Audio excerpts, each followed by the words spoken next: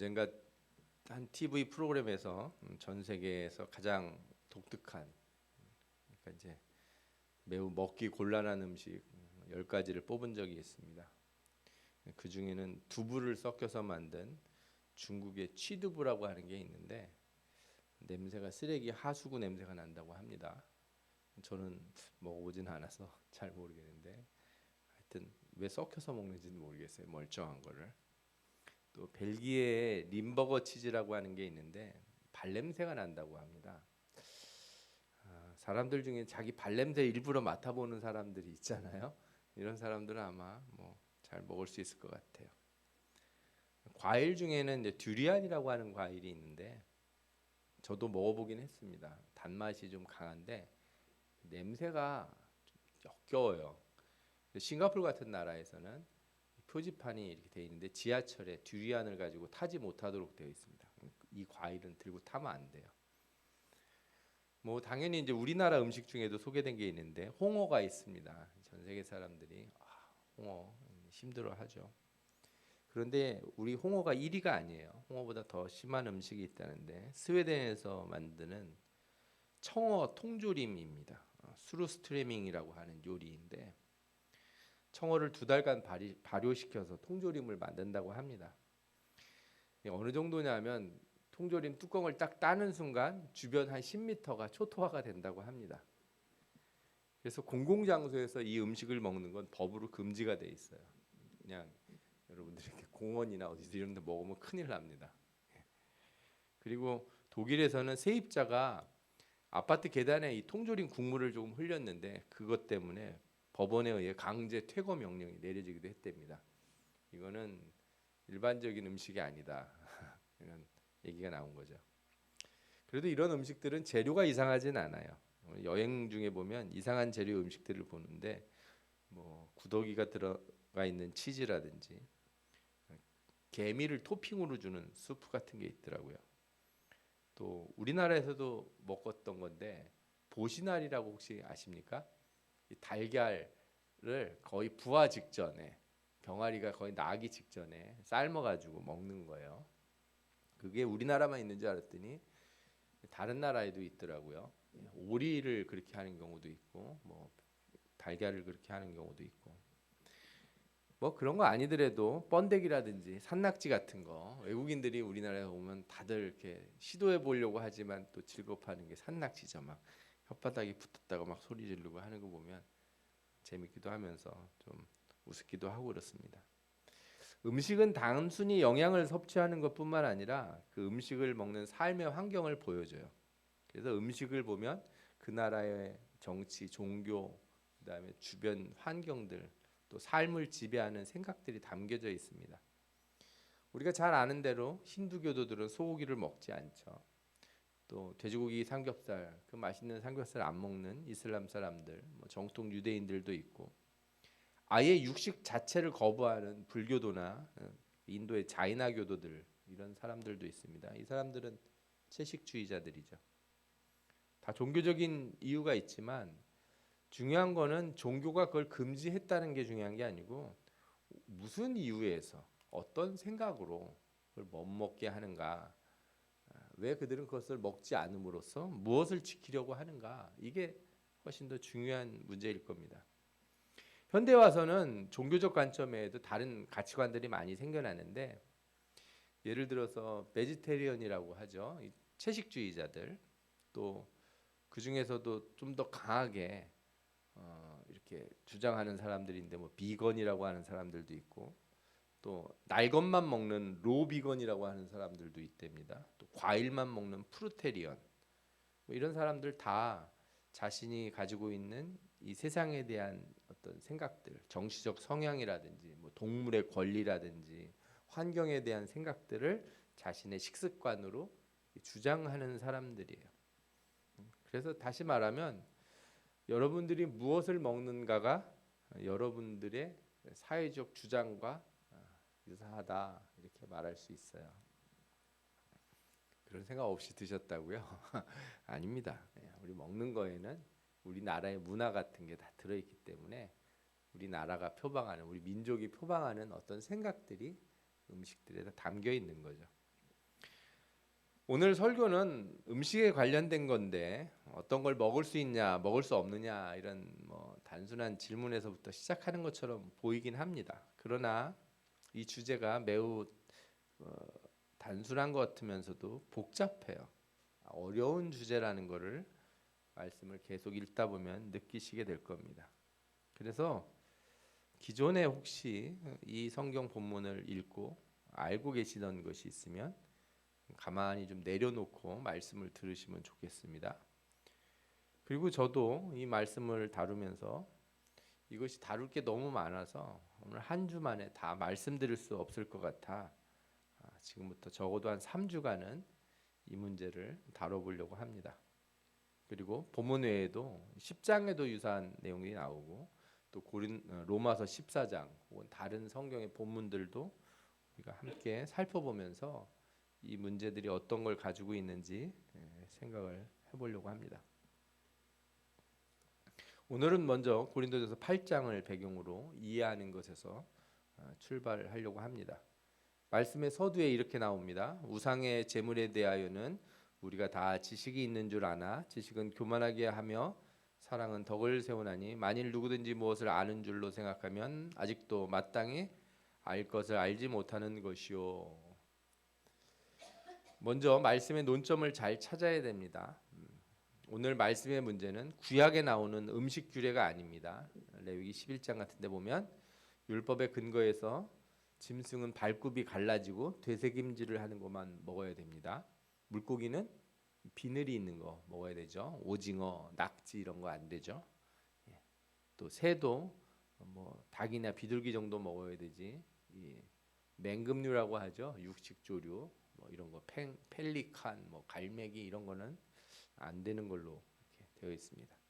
그런데 오늘 문제는 그런 게 아니고 오늘 말씀의 핵심은 우상의 제물, 즉 우상에게 바쳐진 제물을 먹을 수 있느냐 이런 문제입니다. 오늘 본문이 현대 우리나라에 살고 있는 성도들에게는 잘 이해가 되지 않을 수 있습니다. 예를 들자면 예전에는 뭐 고사를 많이 지냈어요. 그죠? 예를 들어서 연초가 되거나 뭐 정월 대보름 그러면 동네에서 뭐 무슨 고사를 지내고 시루떡 같은 거 해서 돌려 먹고 뭐 이런 일들이 비일비재하고 또 신장기업하면 돼지 머리 놓고 입에다가 이렇게 꼭 돈을 꼽아 주더라고요. 또 돼지 머리도 웃는 돼지 머리가 좋은 거라고 웃는 돼지 머리를 갖다 놔야 되고 그런 거 하죠. 그런 일. 요즘 별로 그런 일이 없지 않습니까? 혹은 뭐 명절에 친정이나 시댁에 뭐 다른 친척 집에 갔는데 제사를 드려요. 제사 드린 음식 먹어도 되냐 안 되냐 뭐 이런 정도로 사람들이 생각할 수 있는데 그러나 고린도 교회 상황은 이거보다 훨씬 복잡하고 광범위한 삶의 문제예요. 왜냐하면 우상에게 제물로 드려지지 않은 식재료를 구하는 것, 특히 이제 육류, 고기 같은 건 더 그렇죠. 고기나 포도주 같은 거는 사실상 거의 구하기가 어려웠어요. 왜 그러냐 하면 고린도라고 하는 지역이 이제 우상 숭배가 많은 지역입니다. 이게 항구 도시이자 이렇게 뭐라 그럴까요? 이 본토에서 이쪽으로 좁아져요. 되게 좁아져서 이렇게 넓어지는 이 병목 지점에 있는데 운하 같은 것도 있고 무역이 아주 발달한 도시예요. 여러분들 항구 도시 가면은 원래 좀 사람들이 여기저기서 온 사람들이 많이 살지 않습니까? 그러다 보면 여러 신들이 있고 그 신들의 신전들이 있게 되는 거죠. 많은 음식들, 이 시장에서 파는 이런 고기나 이런 것들이 대부분 다 이렇게 우상에게 제사로 드려지고 나온 것들이에요. 왜 그러냐면 사람들이 이제 신전에 양을 바치지 않습니까? 그러면 신전에다가 양을 바치는 사람이 100명이라고 치면 100명이 양 한 마리씩 가져왔다고 쳐보세요. 그거를 제사장들이 다 못 먹습니다. 그러면은 그들이 어떻게 하냐면 제사를 드리고 그 양을 어떻게 해요? 파는 거죠. 시장에다 팔아요. 그렇게 해서 사람들이 그 이제 양고기를 먹게 되는 거죠.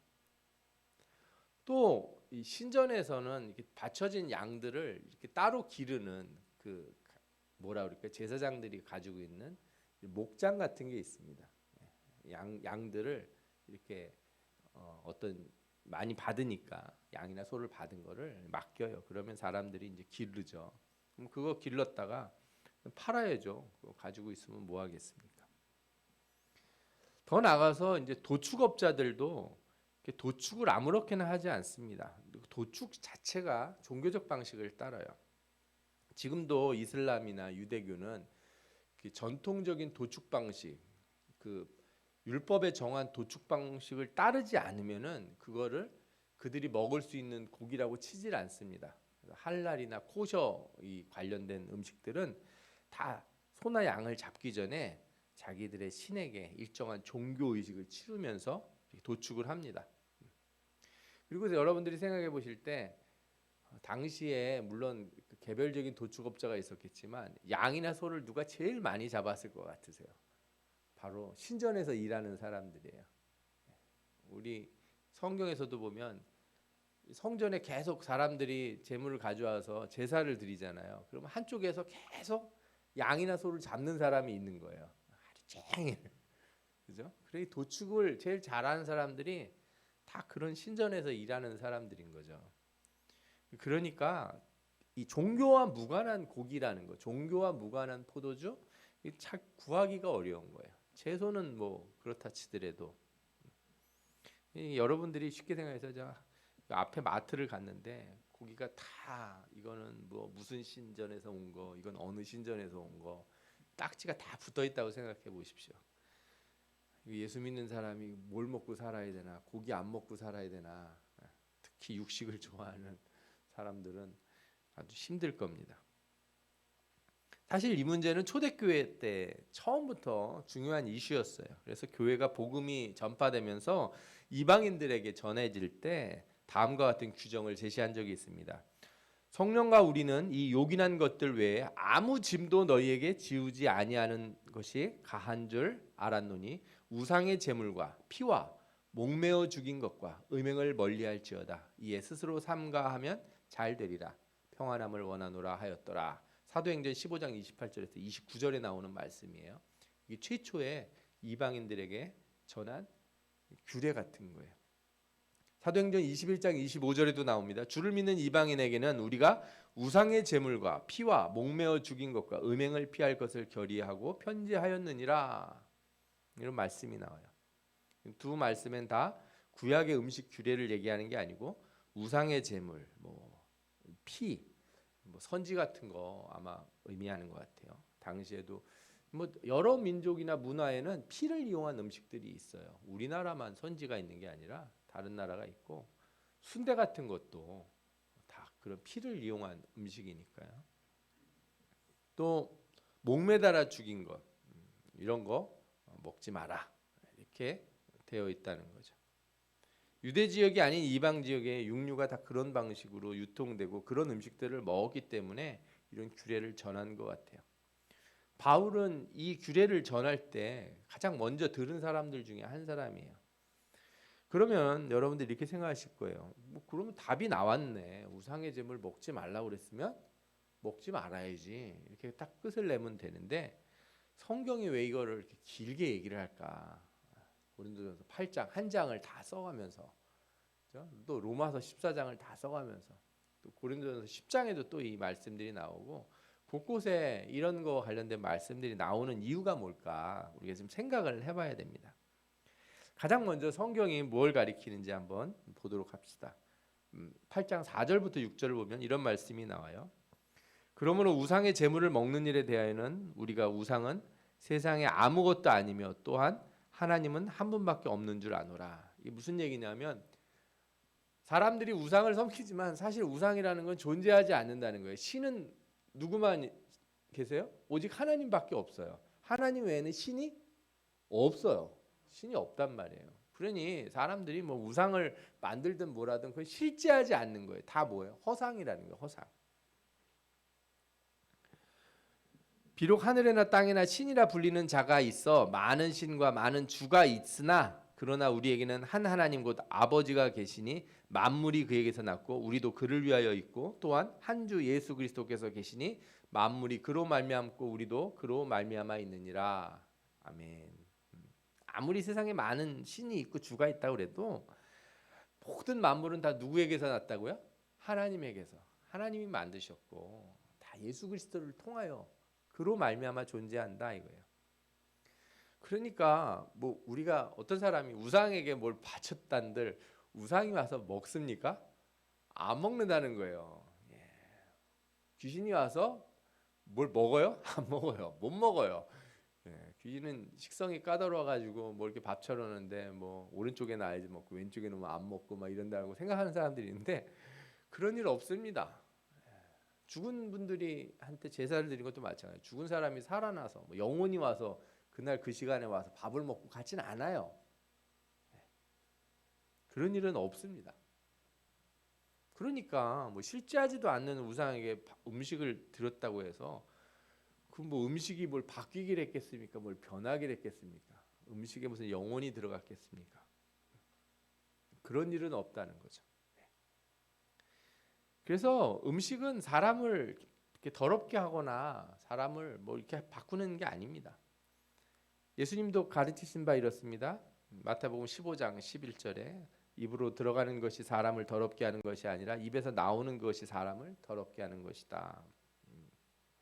여러분들이 이렇게 이제 이 상황에서 질문하실 수가 있어요. 분명히 구약 율법에는 돼지나 토끼 뭐 이런 거 부정하다 이렇게 얘기하지 않았습니까? 아까도 오징어, 낙지 이런 애들은 비늘이 있는 붕어 이런 애들보다 부정하다 이렇게 분명히 성경이 얘기했는데 왜 그렇지 않다고 말하면 이게 어떻게 되는 겁니까? 여기에는 맥락이 있습니다. 하나님은 부정한 것을 만드신 적이 없어요. 하나님이 만드신 것 중에 부정한 것은 없다. 생김새가 아무리 괴팍하게 생겨도 아귀도 그죠? 아구찜 우리 잘 드시잖아요. 아귀도 하나님이 이렇게 참 이쁘다고 이렇게 쓰다듬어 주면서 만든 애들이다. 이거 그렇게 미워하고 그러면 안 된다 이거예요. 얘네들 부정하지 않아요.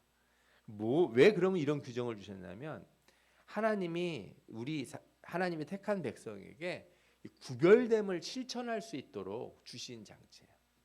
그게 음식이 부정해서가 아니라 그렇게 구별해서 먹음으로써 우리 자신을 어떻게 하라고요? 세상에서 구별하라 이런 뜻이에요. 여러분들 뭐 예를 들어 술이 부정해서 술을 먹지 말라는 게 아니라 술을 먹지 않음으로써 우리를 구별하는 거예요. 술 취하지 말고 이렇게 구별된 삶을 살아라. 저는 그렇게 생각해요. 여러분들이 뭐 이렇게 어디 가다가 이렇게 음악을 들었는데 뽕짝이 나와서 뽕짝을 들었다. 이 사탄아 물러가라. 그래서 그러실 이유가 없어요. 가사도 잘 들어보면 인간의 생사 고락을 참 이야기하고 어느 때는 참 마음에 와닿는 그죠? 그런 가사들도 있어요. 그러나 우리가 이렇게 그런 거를 즐기지 않고 최장창 틀어놓고 살지 않는 이유는 그런 걸로 우리를 구별되게 할 수 없기 때문에 그런 거예요.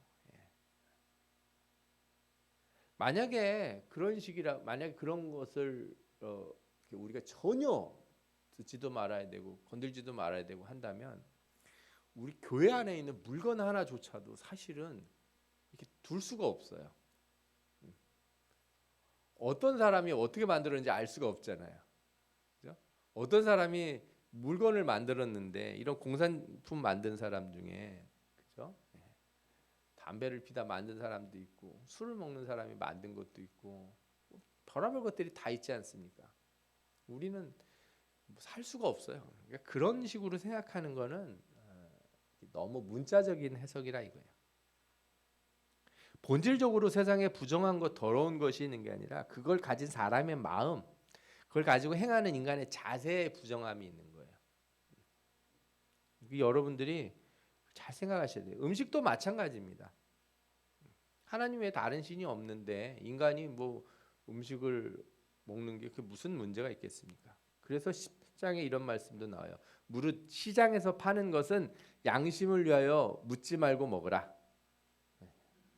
시장에서 파는 건 10장 25절에서 26절에 나오는데 무릇 시장에서 파는 것은 양심을 위하여 묻지 말고 먹으라. 이는 땅과 거기 충만한 것이 주의 것임이니라. 아멘. 예. 자, 그러면 여러분들 이제 자유를 얻으셨어요. 아유, 뭐 아무거나 먹어도 되네. 좋네. 예.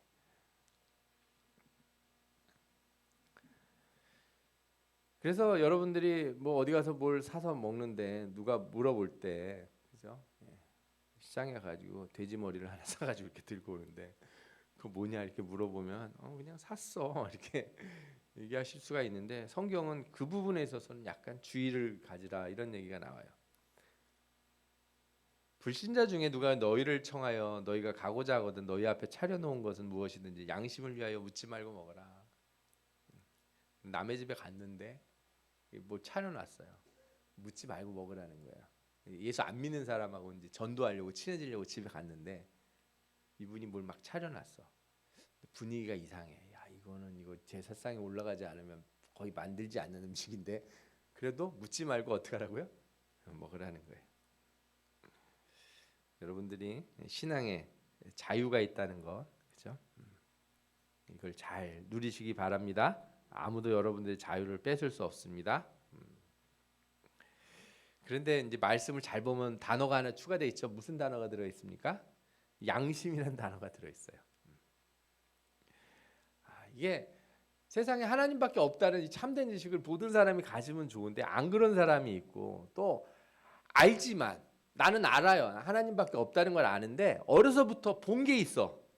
어려서부터 막 무당이 이렇게 막 굿하면서 막 한 것도 보고 고사 지내는 것도 보고, 저는 어렸을 때 그 개 잡는 걸 봤어요. 이렇게 아우 잔인해요. 아시죠? 예. 가만히 포대에다 녹아서 막 해가지고 막 불로 끄스리고 막 이런 거 보면은 이게 마음에 걸리잖아요. 예. 이미지가 생기기 때문에. 말씀에 이런 말씀이 있어요. 그러나 이 지식은 모든 사람에게 있는 것이 아니므로 어떤 이들은 지금까지 우상에 대한 습관이 있어 우상의 제물로 알고 먹는 거로 그들의 양심이 약하여지고 더러워지느니라. 아멘. 무슨 얘기냐면 이렇게 얘기는 들었는데 나는 아무래도 이상해 그게. 나 어려서부터 본 게 많아서 나는 그런 음식이라는 게 좀 탐탁치 않고 그거 먹으면 이상하게 이게 예배가 안 드려져. 그 고사지는 떡 먹고 오면 기도가 안 돼.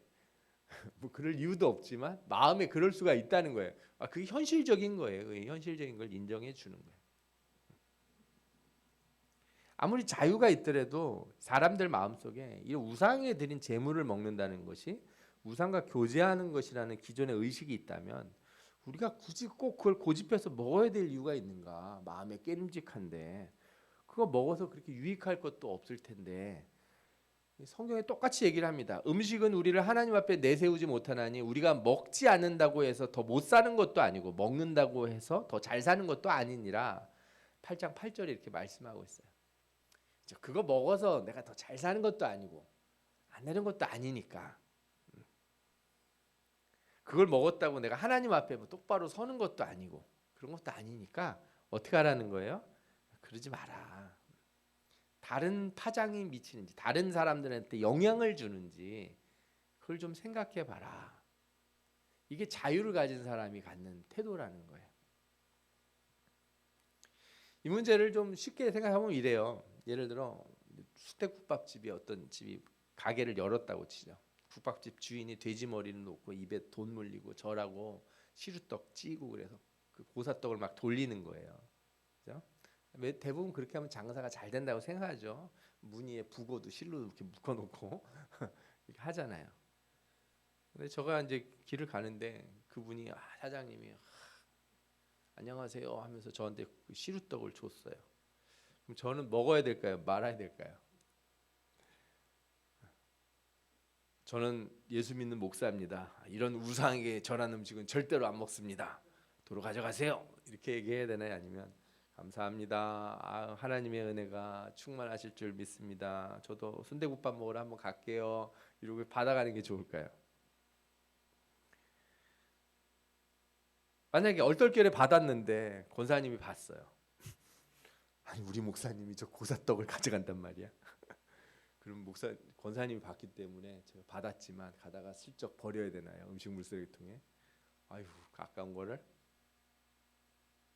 아니면 그냥 먹는다면 그 고사떡 그냥 먹어야 되나요? 기도하고 먹어야 되나요? 누가 더 센지 한번 기도하고 먹어볼까요? 목사 기도가 센지 돼지 머리가 센지 기도하고 먹어볼까요? 또 먹고 있는데 아들이 와가지고 아버지 이거 웬 떡이에요? 그러면은 이거 앞에 가게에서 돼지 머리 넣고 고사하고 절하고 했던 떡인데 먹어봐라 맛있다 이거. 이러는 게 좋을까요? 이게 우리가 이제 자유를 가졌지만 쉽게 결론 내리지 못하는 이유인 거예요. 저는 먹어도 별 상관없다고 생각하는데 예를 들어서 어떤 권사님이나 집사님이 보고서 아니 목사님이 어떻게 그런 걸 드실 수 있어요? 아무리 그래도 그렇지. 그러면 저는 어떻게 하는 게 좋다고요? 안 먹는 게 좋다 이거죠.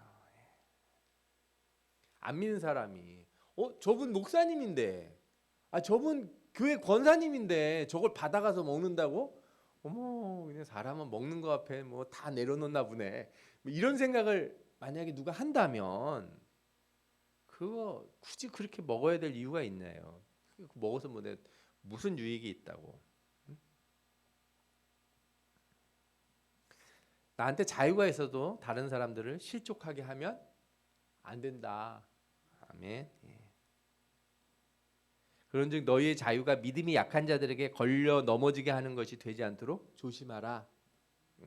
지식 있는 내가 여러분들은 뭐 하나님이 다 만든 건데 무슨 상관이야 이래도 다른 사람들이 그래도 교회 집사가 보신탕은 좀 그렇지 이런 생각을 누군가 한다면 그런 소리를 듣느니 뭐 하는 게 좋아요?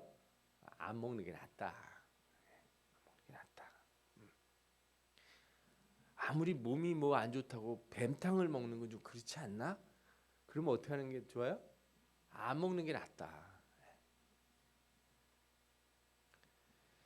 내가 우상의 집에 앉아 먹는 것을 누구든지 보면 그 믿음이 약한 자들의 양심이 담력을 얻어 우상의 재물을 먹게 되지 않겠느냐. 목사님도 먹는데 나도 먹어야지. 그런데 먹고 나서 그 사람들은 찝찝한 거예요. 마음에 꺼리끼고. 그럼 그 사람들이 양심에 걸려서 넘어진다는 거예요. 그러면 내 지식으로 그 믿음이 약한 자가 멸망하나니 그는 그리스도께서 위하여 죽으신 형제라. 이같이 너희가 형제에게 죄를 지어 그 약한 양심을 상하게 하는 것이 곧 그리스도에게 죄를 짓는 것이니라. 그러므로 만일 음식이 내 형제를 실족하게 한다면 나는 영원히 고기를 먹지 아니하며 내 형제를 실족하게 않게 하리라.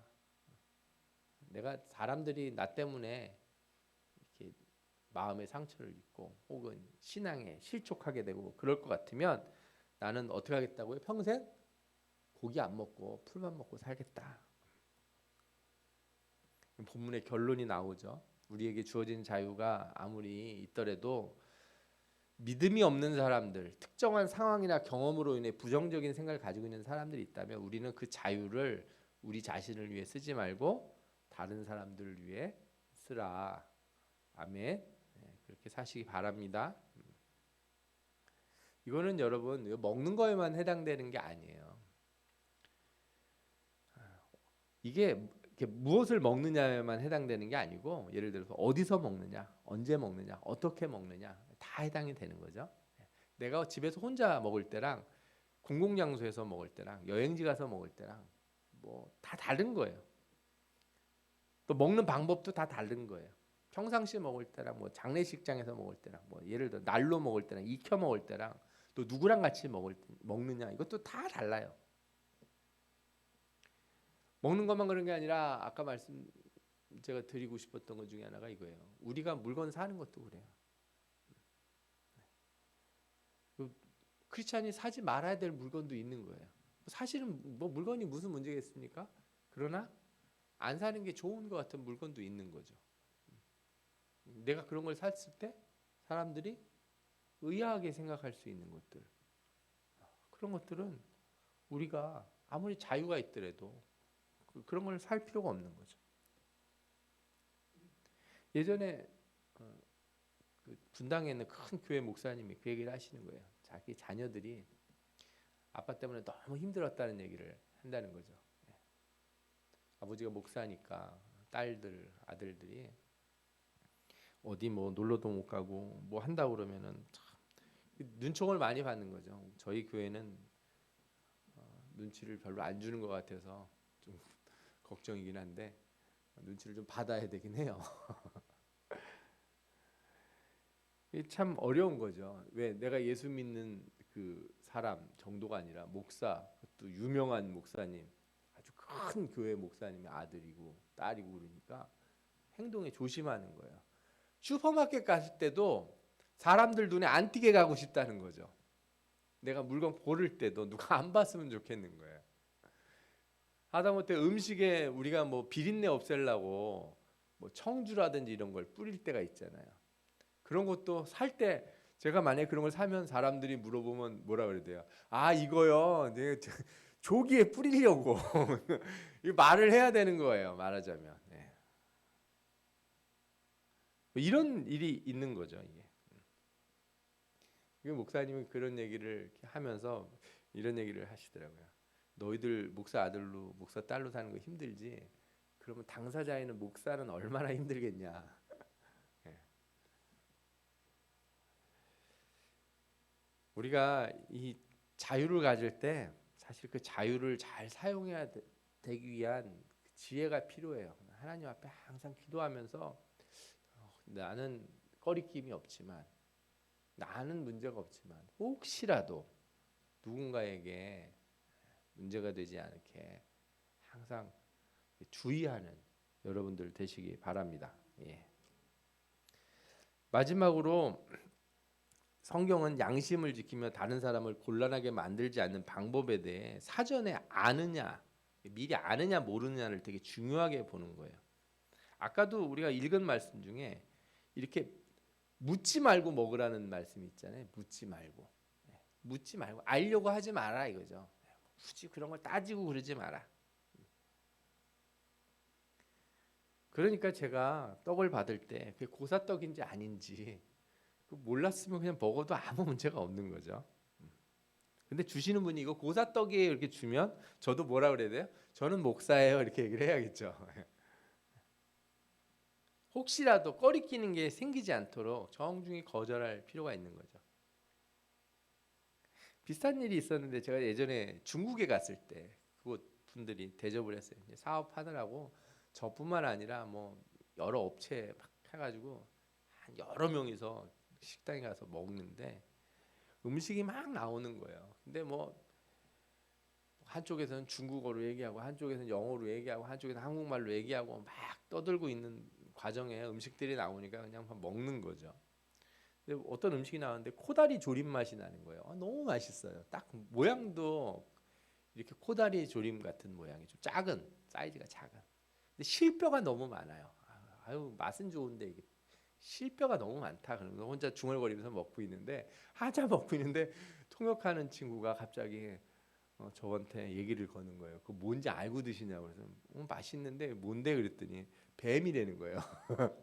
그 얘기를 딱 듣는 순간 젓가락을 딱 놓게 되더라고요. 이렇게 괜히 찝찝함이 막 이렇게 가서 토해야 되나 막 이런 생각도 드는데 모르면 그렇게 맛있는 코다리 조림이 알고 나니까 뱀 요리가 됐다는 게 성경에서 뭐라고 말씀하냐면 누가 너에게 이것이 재물이라 말하거든 알게 한 자와 그 양심을 위하여 먹지 말라. 이거 뭡니다. 이거 절에서 가져온 겁니다. 그러면 어떻게 하라고요? 됐습니다. 저는 뭐 굳이 없어도 될 것 같습니다. 그건 내 문제가 아니라 그 날 준 사람, 나중에 내가 누군지 알게 되는 사람, 나의 신앙을 아는 사람이 혹시라도 오해하고 실족할까 봐 그러는 거예요. 그 음식이 더러워서 음식에 문제가 있어서가 아니라 사람의 마음을 우리가 살피기 위해서 그러는 것이다.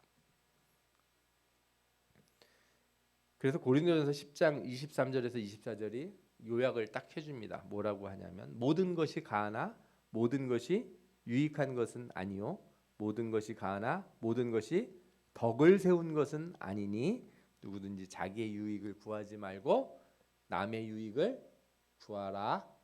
아멘. 네, 아멘.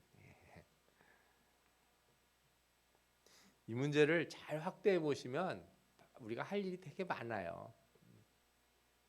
어디 가서 음식점에서 음식을 골라서 같이 시켜 먹을 때도 나 먹는 것만 막 주장하지 마시고 다른 사람들 살피는 거. 이게 원래 우리나라 사람들 특성이거든요. 외국에서는 식당에 가서 음식 고를 때 나는 뭐 먹겠습니다. 이거만 하지 당신 뭐 먹을래? 이거 묻지 않습니다. 우리는 항상 뭘 해요? 뭐 먹을 거냐고 물어봐요. 왜? 당신이 짬뽕을 시키면 난 짜장을 시킬 것이고 짜장을 시키면 난 짬뽕을 시킬 것이고 우리가 원래 배려하는 마음이 있는 민족 아닙니까? 신자는 더 그래야죠. 신자는 나를 위해서 살지 말고 덕을 세우기 위해서 다른 사람들의 신앙을 세우기 위해서 그렇게 살아야 됩니다. 현대 사회에서 우리는 많은 걸 배우게 돼요. 특히 과학 같은 거를 알게 되면 우리가 알고 있는 뭐 문화적인 선입견 이런 걸 다 없애게 돼요. 그러나 이렇게 지식이 늘어난다고 다 좋은 건 아니라는 걸 다시 생각해 보셔야 돼요. 앞서도 말씀드린 것처럼 음식도 옷도 우리가 가지고 다니는 물건들, 장신구, 집, 차 다 여러분들 마음대로 하실 수 있지만 어떻게 하라고요? 덕이 되는지. 아까 그 목사님이 그런 얘기를 하시더라고요. 뭐 목사라고 내가 뭐 하고 싶은 거 다 하는지 아냐 그러면서 워낙에 큰 교회니까 몇만 명 되는 교회니까 나도 벤츠 타고 싶다. 그래서 오늘 말해가지고 내가 오늘부터 벤츠 타겠습니다. 이렇게 한다고 해서 무슨 문제가 있겠냐. 교회가 안 사줘도 자기 돈으로 살 수 있다는 거예요. 그런데 목사님 안 산다는 거예요. 그건 왜? 목사가 벤츠 타고 다닌다는 소리 들을까 봐. 그런 거죠. 성도라 안 하는 일이 있어야 되는 거죠. 성도라 안 하는 일. 내가 성도라서 할 수 있는데 안 하는 거야. 할 수 있는데 안 하는 거. 그렇다고 그 안 하는 거 자랑할 필요도 없어요. 나는 안 하니까 너는 그 믿음이 약한 사람이다. 이렇게 판단하면 안 돼요. 예를 들어 어떤 목사님이 자기는 항상 작은 차 타고 다니고 나는 큰 교회에서도 나는 거룩하게 이렇게 살고 옷도 한 벌만 입고 다니고 그러면서 다른 사람 판단하면서 이 가식쟁이들 그죠? 이 돈만 하는 목사들하고 막 욕하면 그것도 문제인 거예요. 그러지 마시라 이거예요. 내가 그런다고 해서 다른 사람을 그러지 말고 우리가 그럴 때는 누굴 위해서 그러라는 거예요. 믿지 않는 사람들 특히 믿음이 약한 사람들을 위해서 그러라 이거예요. 아무리 부자가 되고 아무리 높은 자리에 올라가도 덕이 안 될 것 같으면 하지 말아야 되겠다. 시선을 더 이렇게 쓰는 거죠. 하나님이 우리를 이렇게 높이 들면 들수록 많은 사람들이 우리를 보게 되잖아요. 그럴수록 우리 어떻게 해야 돼요? 자신이 가지고 있는 것들을 좀 포기하고 하나님이 나를 높여주면 나는 더 밑으로 내려가야 돼요. 더 드러내려고 하지 말고. 여러분들 교회 오실 때 옷 이쁜 거 입고 오시는데 누가 봐도 이상한 옷을 입고 오시면 안 되죠.